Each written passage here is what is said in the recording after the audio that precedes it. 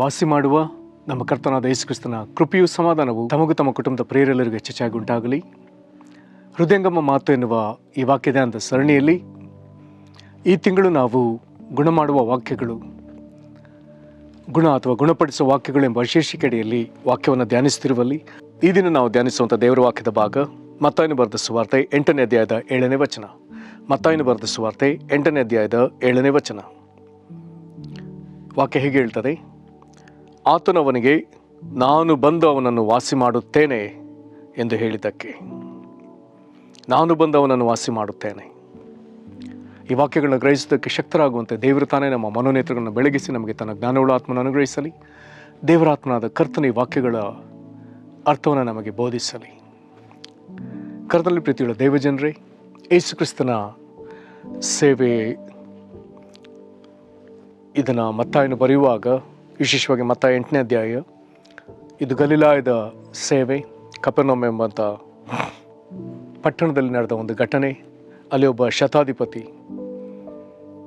ಒಂದು ಸೇನೆಗೆ 100 ಜನರಿಗೆ ಅಧಿಪತಿಯಾಗಿದ್ದವನು, 100 ಸೈನಿಕರಿಗೆ. ಅವನ ಆಳುಗಳಲ್ಲಿ ಒಬ್ಬನಿಗೆ ಅಸ್ವಸ್ಥತೆ, ಪಾರ್ಶ್ವವಾಯು ರೋಗ.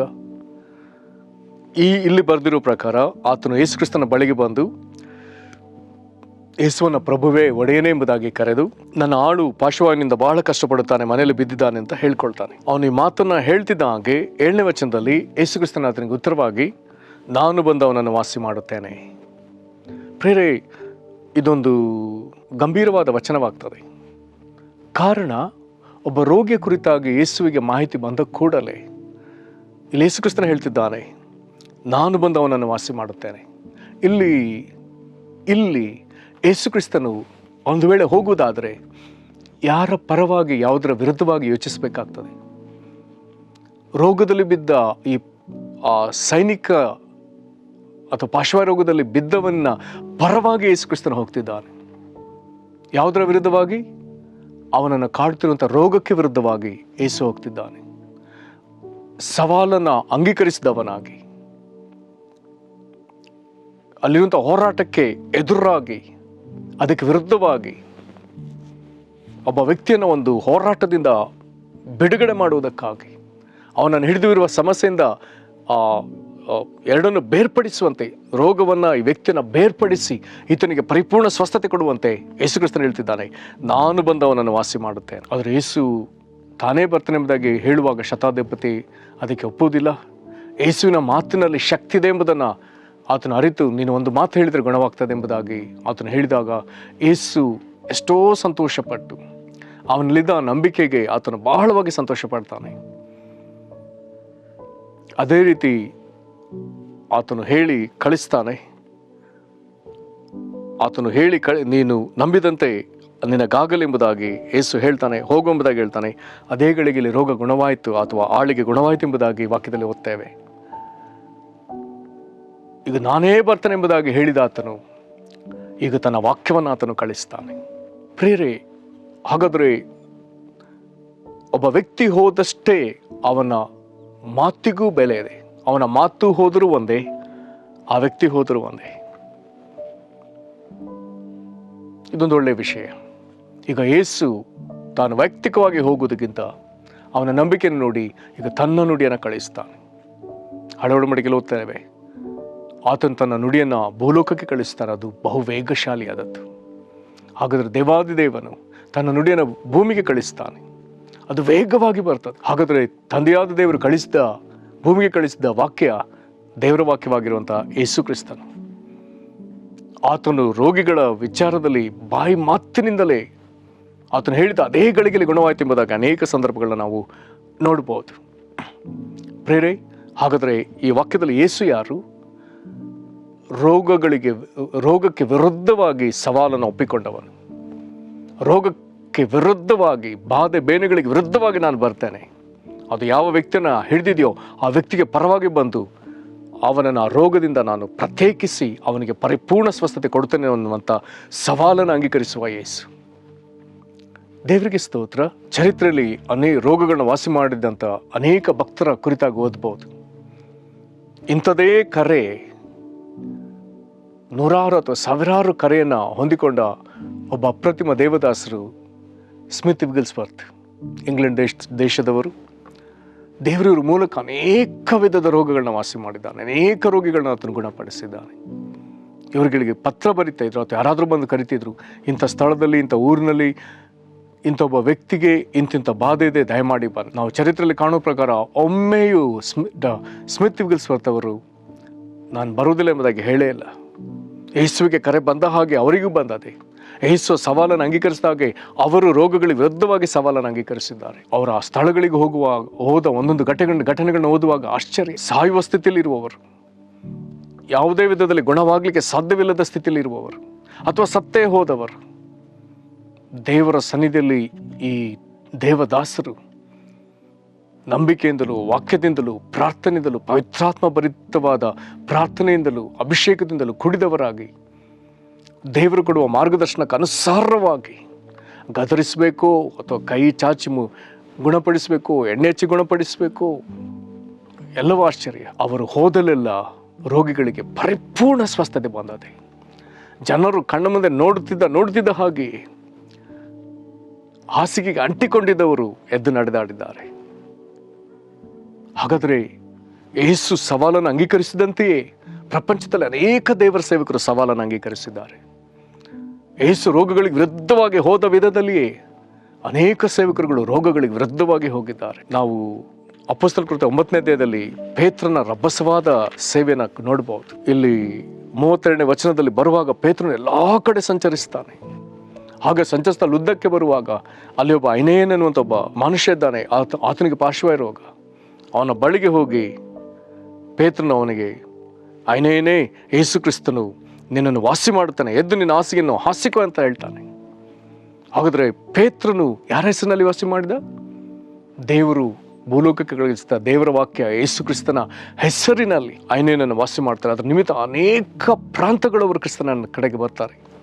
ಅದರ ನಂತರ ಮತ್ತೊಂದು ಘಟನೆ ಬರುತ್ತದೆ. ಯೊಪ್ಪದಲ್ಲಿ ತಬಿತಾ ಎನ್ನುವಂಥ ಒಬ್ಬ ಶಿಷ್ಯಳು, ಆಕೆ ಸತ್ತು ಹೋಗ್ತಾಳೆ. ಆಕೆ ಸತ್ತು ಹೋದದಕ್ಕೆ ಪೇತ್ರನಿಗೆ ಕರೆ ಕಳಿಸ್ತಾರೆ. ಇದು ಮದುವೆ ಮನೆಗೆ ಕರೆಯೋಲೆ ಅಲ್ಲ, ಅಥವಾ ಯಾವುದೋ ಒಂದು ಸಮಾರಂಭದಲ್ಲಿ ಭಾಗವಹಿಸುವಂತೆ ಕರೆಯೋಲೆ ಅಲ್ಲ, ಬದಲಾಗಿ ತೀರಿ ಹೋಗಿರುವ ಒಬ್ಬ ಶಿಷ್ಯಳನ್ನು ಬದುಕಿಸುವಂತೆ ಕರೆ. ಹೋಗಿ ಕರೆ ಬಂದಾಗ ಪೇತ್ರನು ಇದು ನನ್ನಿಂದ ಆಗುವುದಿಲ್ಲ ಎಂಬುದಾಗಿ ಹೇಳಲೇ ಇಲ್ಲ. ಆತ ನೇರವಾಗಿ ಅಲ್ಲಿಗೆ ಹೋಗ್ತಾನೆ. ಹೋಗಿ ಆಕೆ ಪಕ್ಕ ಮೊಣಕಾಲೂರಿ ಪ್ರಾರ್ಥಿಸಿ ನಂತರದಲ್ಲಿ ಆ ಸಹೋದರಿಗೆ ಅಪ್ಪಣೆ ಕೊಡ್ತಾನೆ, ತಬಿತಾ ಏಳು. ಆಕೆ ಹೇಳ್ತಾಳೆ. ಆಕೆ ಕಣ್ಣು ತೆರೆದು ಪೇತ್ರನ ನೋಡಿ ಎದ್ದು ಕೂತುಕೊಳ್ತಾಳೆ. ಆಮೇಲೆ ಅವನು ಕೈ ಕೊಟ್ಟು ಅವಳನ್ನು ಎಬ್ಬಿಸ್ತಾನೆ.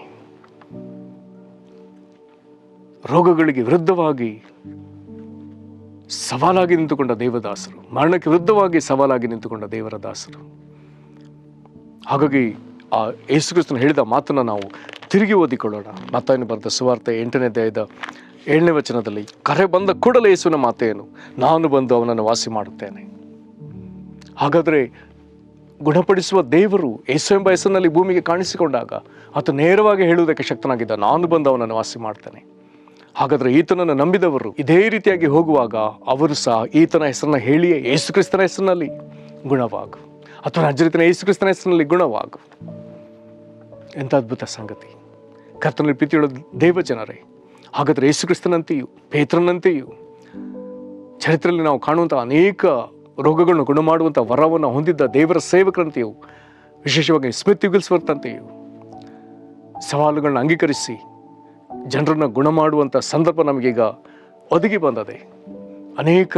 ಅನೇಕರ ಸ್ವಸ್ಥತೆಗಾಗಿ ದೇವರ ಬಳಿ ಪ್ರಾರ್ಥಿಸುವುದಕ್ಕೂ ರೋಗಗಳು ಬಿಟ್ಟು ಹೋಗುವಂಥ ಅಪ್ಪಣೆ ಕೊಡುವುದಕ್ಕೂ, ಜನರನ್ನು ರೋಗಗಳಿಂದ ವಿಮುಕ್ತರನ್ನಾಗಿ ಮಾಡುವಂಥ ಸೇವೆ ಕ್ರಿಸ್ತನ ಸಭೆಗೆ ಲೋಕದಲ್ಲಿ ಕೊಡಲ್ಪಟ್ಟದೆ. ಇದನ್ನು ನಾವು ಅಲ್ಲಗಳೆಯುವುದಕ್ಕೆ ಸಾಧ್ಯವಿಲ್ಲ.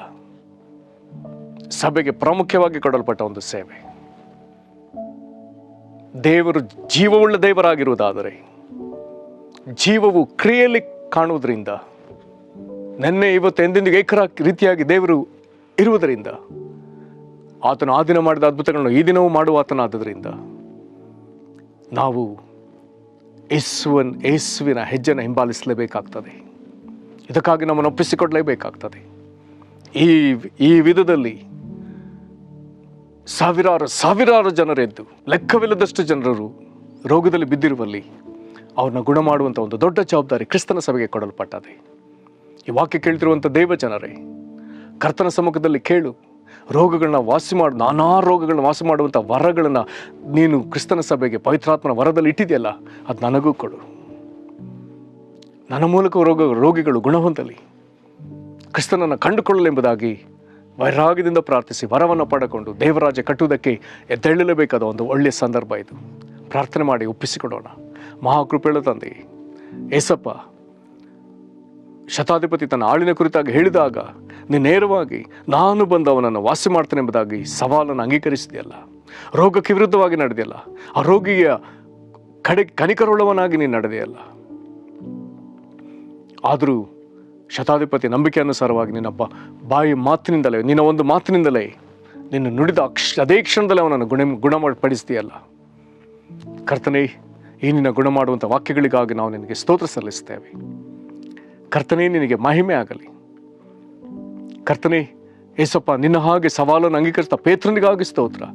ನಿನ್ನ ಹಾಗೆ ಸವಾಲನ್ನು ಅಂಗೀಕರಿಸಿದ ಅನೇಕ ದೇವದಾಸರಿಗಾಗಿ, ಕರ್ತನೆ ಸ್ಮಿತ್ ವಿಲ್ಸ್ವರ್ತ್ ಅನ್ನುವಂಥ ಈ ವಿಧದ ಅನೇಕ ದೇವರ ಸೇವಕರುಗಳಿಗಾಗಿ ನಿನಗೆ ಸ್ತೋತ್ರ. ಕರ್ತನೆ, ಕ್ರಿಸ್ತನ ಸಭೆಯೊಳಗೆ ನೀನು ಒಂದು ವರ ಇಟ್ಟಿದ್ದಿ, ನಾನಾ ರೋಗಗಳನ್ನ ವಾಸಿ ಮಾಡುವಂಥ ವರಗಳು ಎಂಬುದಾಗಿ ಅದನ್ನು ಹೇಳಿದ್ದಿ. ಕರ್ತನೆ, ಈ ದಿನಕ್ಕೆ ನಮಗದು ಯಥೇಚ್ಛವಾಗಿ ಬೇಕು ಸ್ವಾಮಿ.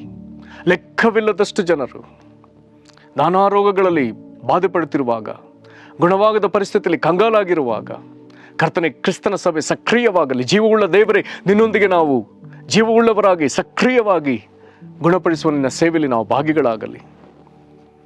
ಎಲ್ಲೆಡೆ ಹೋಗಿ ಕರ್ತನೆ ರೋಗಿಗಳನ್ನ ಗುಣ ಮಾಡುವಂಥ, ಇದರಿಂದ ಜೀವಿಸುವ ದೇವರು ಏಸೆಂಬುದನ್ನು ತೋರ್ಪಡಿಸುವಂಥ ಜನರು ಅಪ್ಪ ನಿನ್ನನ್ನು ನಂಬಿ ರಕ್ಷಣೆ ಹೊಂದುವಂಥ, ಇದರಿಂದ ಪರಲೋಕ ತಂದೆ ನಿನಗೆ ಎಷ್ಟೋ ಮಹಿಮೆ ಆಗುವಂಥ ಈ ಕಾರ್ಯದಲ್ಲಿ ಕರ್ತನ ನಮ್ಮನ್ನು ಸಕ್ರಿಯರನ್ನಾಗಿ ಗೊಳಿಸು ಸ್ವಾಮಿ. ಎಷ್ಟೋ ವಿಧದಲ್ಲಿ ನಾವು ಇಲ್ಲಿವರೆಗೂ ಸೋತು ಹೋಗಿದ್ದೇವೆ, ಒಪ್ಪಿಕೊಳ್ತೇವೆ, ನಮ್ಮನ್ನು ಮನ್ನಿಸು. ತಿರುಗಿ ಈ ವರವನ್ನು ಅನುಗ್ರಹಿಸು, ನಂಬಿಕೆಯನ್ನು ದೃಢಪಡಿಸು. ಕರ್ತನೆ, ಅನೇಕರನ್ನು ಗುಣ ಮಾಡುವುದಕ್ಕೆ ನಮ್ಮನ್ನು ತಿರುಗಿ ಶಕ್ತರನ್ನಾಗಿ ಮಾಡು. ನಜರೇತಿನ ಯೇಸು, ನಿನ್ನ ಹೆಸರಿನಲ್ಲಿ ಜನರು ಗುಣವಾಗುವುದನ್ನು ನಾವು ಅಪೇಕ್ಷಿಸ್ತೇವೆ. ನಿನ್ನ ಕಾರ್ಯ ಮಾಡು. ಇಂಥ ಸಾವಿರಾರು ಜನರನ್ನು ಎಬ್ಬಿಸು ಸ್ವಾಮಿ. ಹಾಗೆ ನೀನು ಮಾಡುವುದಕ್ಕಾಗಿ ಸ್ತೋತ್ರ. ಯೇಸು ಕ್ರಿಸ್ತನ ಹೆಸರಲ್ಲಿ ಬೇಡಿದ್ದೇವೆ ನಮ್ಮ ತಂದೆಯೇ, ಆಮೇನ್. ಕರ್ತನು ನಿಮ್ಮನ್ನು ಆಶೀರ್ವದಿಸಲಿ. ವಂದನೆಗಳು.